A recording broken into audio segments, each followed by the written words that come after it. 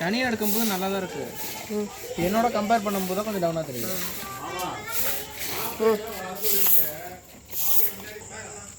என்ன இருக்கு மாமா?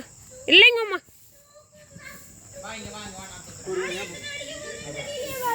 மேலே போயிட்டு அடிச்சுட்டு இது நல்லா புகை வருங்கக்கா.